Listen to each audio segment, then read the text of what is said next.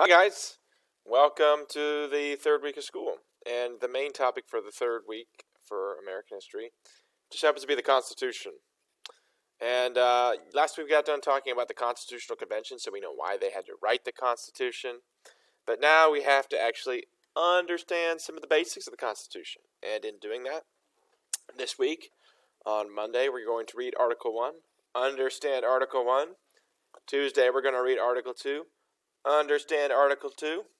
Wednesday, we're going to read Article 3, understand Article 3, and to help you do that, I am going to provide you with these handy videos where I go through each article one at a time, all right, and show you some of the highlights and what things mean, give you my own spin. So there will be one video for each of the three articles I just mentioned, and this one is obviously Article 1. So, without further ado, let's go ahead and get started. So for this course, we're going to be using documents from teachingamericanhistory.org, and that's what I've linked you to here, which is reading-friendly, printing-friendly documents related to American history. And you'll see here Article 1, which is about the legislative branch, or if that doesn't ring a bell, it's about the United States Congress and the Senate and House of Representatives in Congress. You'll notice that Article 1 says all legislative powers, meaning this is talking about the legislative branch, are herein granted, meaning that in this text, it shall list the powers of the Congress of the United States, all right, which shall consist of the Senate and the House of Representatives, our two legislative houses. So in Section 2, it starts off by talking about qualifications, all right, to be a representative. It talks about how old you have to be, 25, how long you have to have lived here, and what they do in the event of vacancies, or how somebody's chosen to be Speaker of the House. So read through that. Oh, it also mentions, of course, and this was mentioned in the Constitutional Convention, that representatives are chosen based on the amount of representatives in a state, and that's highlighted here, are chosen based on a state's population. So the more people you have, the more people you get in the House of Representatives.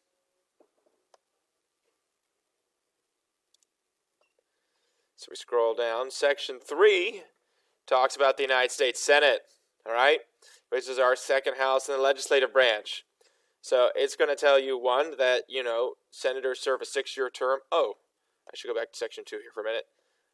People in the House of Representatives only serve 2-year terms, and all 435 members of the House, that's how many there are up for re-election every 2 years. Section 3, the Senate of the United States, as I said, shall be composed of 2 senators. Each senator serves a 6-year term. And this is where it gets a little funny, because if you read through this, first of all, you have to be 30 years of age, so you have to be 5 years older than those in the House. But not every member of the Senate is up for re-election every 6 years. Instead, it's staggered so that every 2 years, a third of the Senate is up for re-election. It also mentions some other highlights, that the Vice President of the United States shall be President of the Senate, but shall have no vote unless there's a tie. So, in case you're wondering, it also tells you in this that there are 2 senators from each state, no matter the size, as we learned about from the Constitutional Convention's Connecticut Compromise. So that being said, we currently have 50 states. 50 times 2 equals, pause, yes, correct, 100. So there can be a 50-50 tie, and if there's a tie, the Vice President gets to break said tie. Section 4 explains how and when we choose to elect people to office. It also mentions that the Congress must be assembled once at least every year, and such meetings shall be held on the first Monday in December.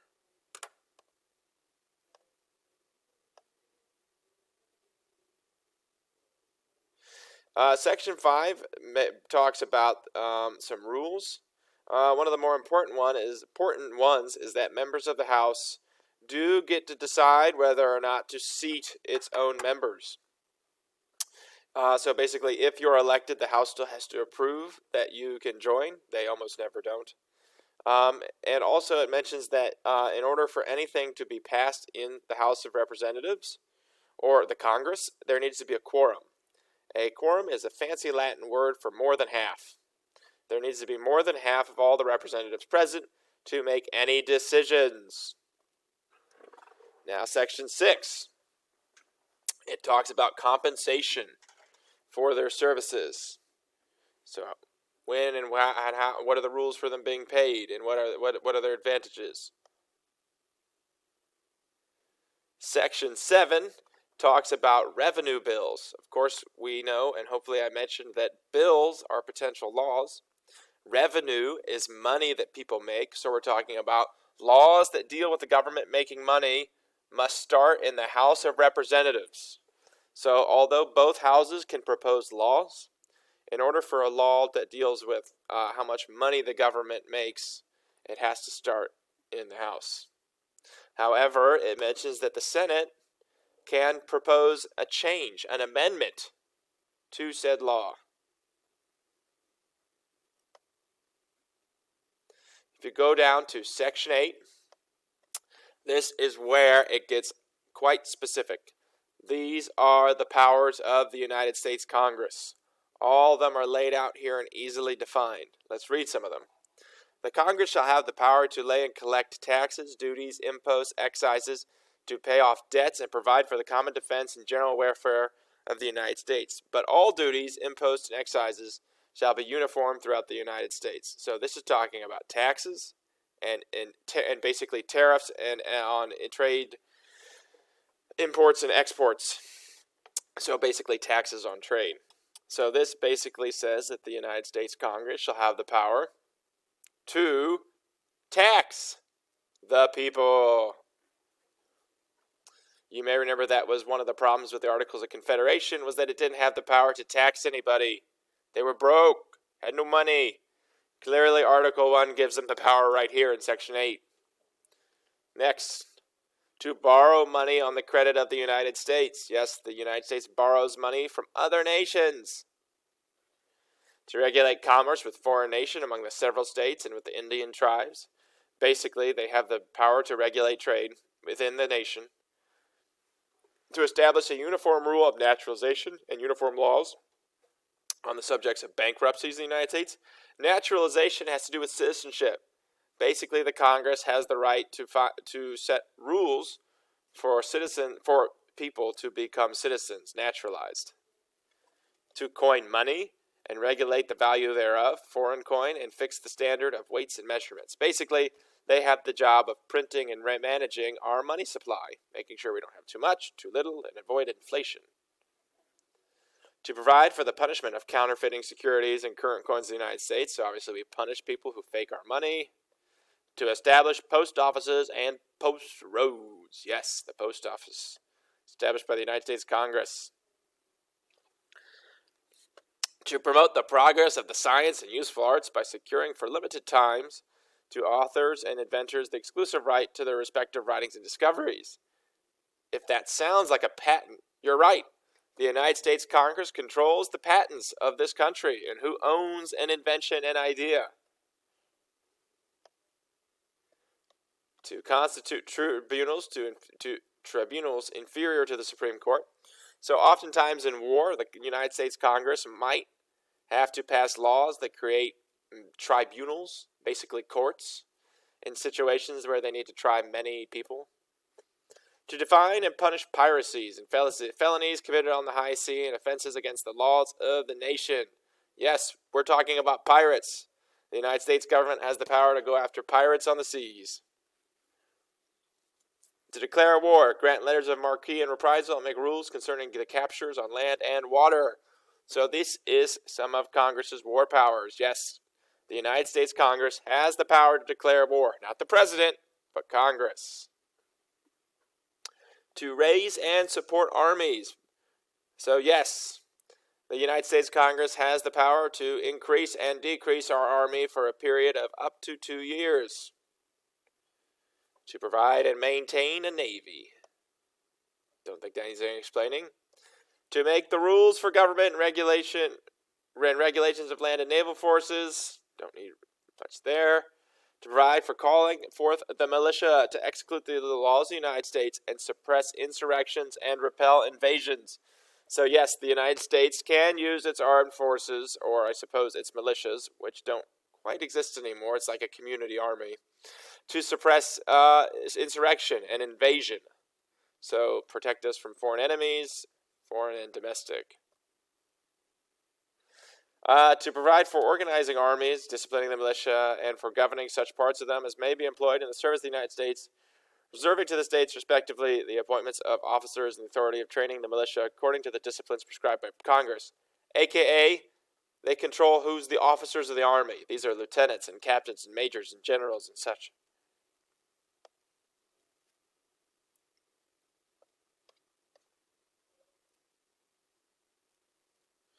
To exercise exclusive legislation in all cases whatsoever over such district, not exceeding 10 miles square, as may by cession of a particular state, and the acceptance of Congress become the seat of government of the United States, and exercise like authority over all places purchased by the consent of the legislature of the state in which the same state shall be for the erection of forts, magazines, arsenals, dockyards, and other needing buildings, and to make all laws which shall be necessary and proper into execution the foregoing powers and all other powers vested by the Constitution in the government of the United States and in the department thereof.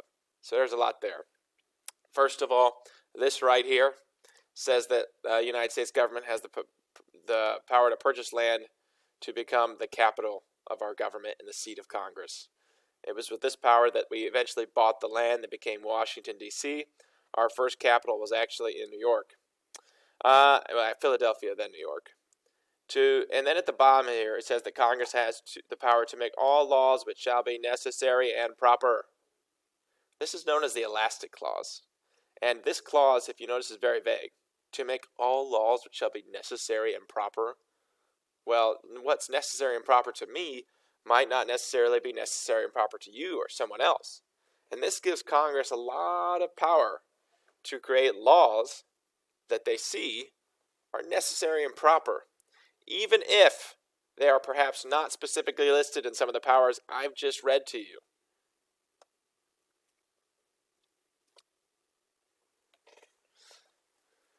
So Section 9, more powers, more things. Specifically, this is a lot of things that they cannot do.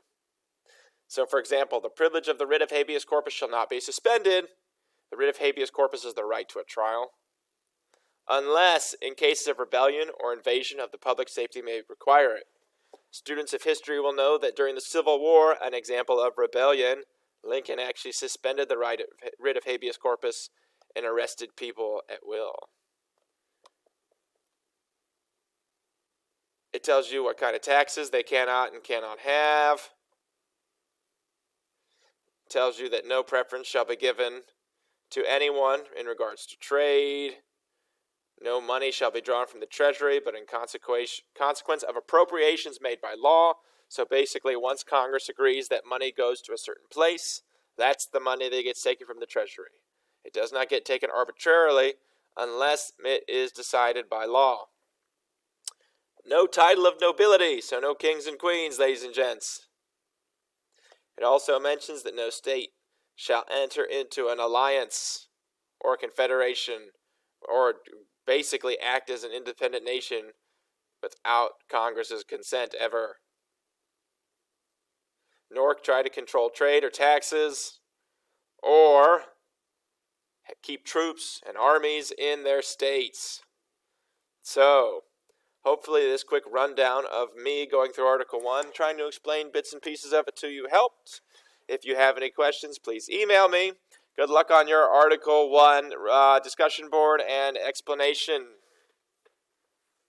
See you tomorrow.